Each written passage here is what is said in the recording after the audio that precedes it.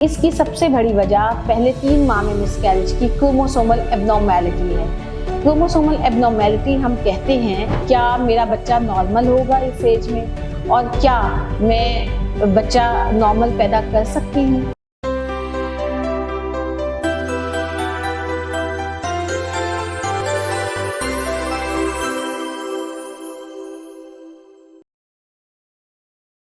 Nobody has a right to say you can't conceive after 40 years because you can।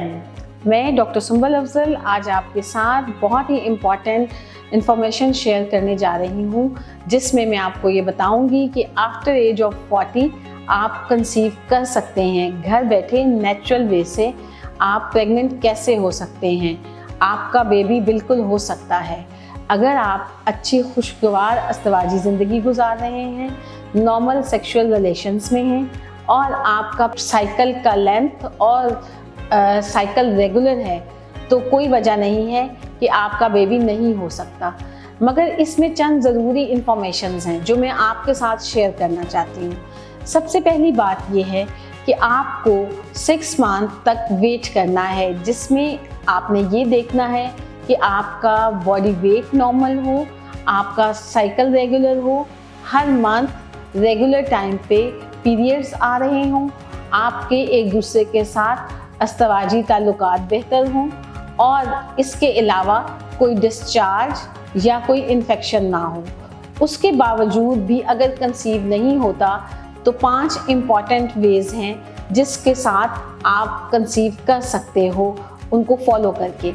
सबसे पहले अगर आप doctor को कंसल्ट करते हो तो उसमें आफ्टर 40 जो सबसे बड़ा फियर होता है कि डॉक्टर साहिबा क्या मेरा बच्चा मिसकैरेज में तो नहीं वेस्ट हो जाएगा, क्या मेरा बच्चा नॉर्मल होगा इस एज में और क्या मैं बच्चा नॉर्मल पैदा कर सकती हूँ। तो इसका जवाब है जी हाँ। अगर सबसे बड़ा रिस्क आफ्टर 40 इयर्स मिसकैरेजेस का होता है, मल्टीपल मिसकैरेजेस या रिकरेंट मिसकैरेजेस, इसमें होता ये है कि आपका वक्त से पहले ही ब्लीडिंग शुरू हो जाती है। ये इसकी सबसे बड़ी वजह पहले 3 माह में मिसकैरेज की क्रोमोसोमल एब्नॉर्मेलिटी है। क्रोमोसोमल एब्नॉर्मेलिटी हम कहते हैं जबकि स्पर्म और एग फर्टिलाइज होते हैं और एम्ब्रियो बनता है। एम्ब्रियो के बनावट में जब डिवीजन होती है जेनेटिक लेवल पे तो नॉर्मली 46 क्रोमोसोम्स होते हैं, 23 मदर से आते हैं और 23 फादर से। अगर इसमें एक क्रोमोसोम कम या ज़्यादा हो जाए तो उसकी वजह से एब्नॉर्मेलिटी आ जाती हैं, जिसमें usually most common abnormality Down syndrome है। इसका बहुत ज़्यादा ताल्लुक पैटर्नल एज के साथ है।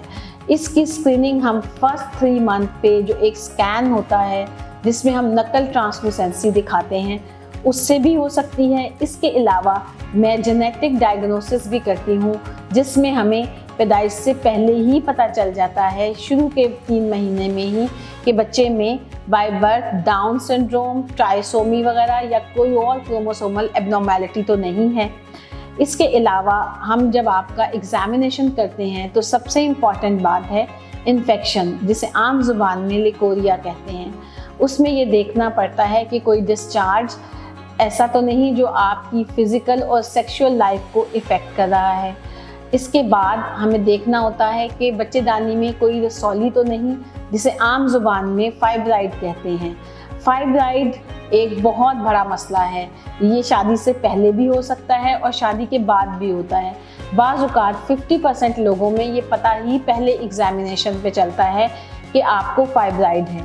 अब इसमें यूजुअली लोग ये सोचते हैं कि शायद पहले हमें सर्जरी करवानी पड़ेगी और उसके बाद कंसीव होगा, मगर हमें पहले अपने डॉक्टर से कंसल्ट करना है, जिसमें वो आपको एडवाइस देंगे कि इसमें सर्जरी की ज़रूरत है या नहीं है।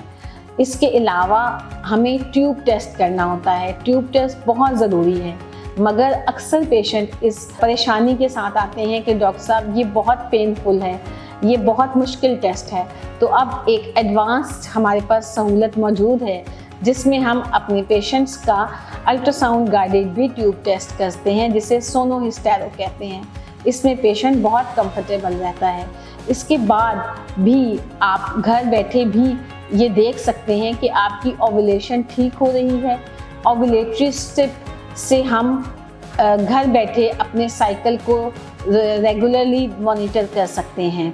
हाँ, कुछ पोजीशंस भी होती हैं सेक्सुअल पोजीशन जो ऑप्ट करने से भी आपके कंसीव करने में हेल्प आउट होती है, मगर ये सारी मालूमात हम आपके साथ टाइम टू टाइम शेयर करेंगे और आप भी बेबी पैदा कर सकती हैं।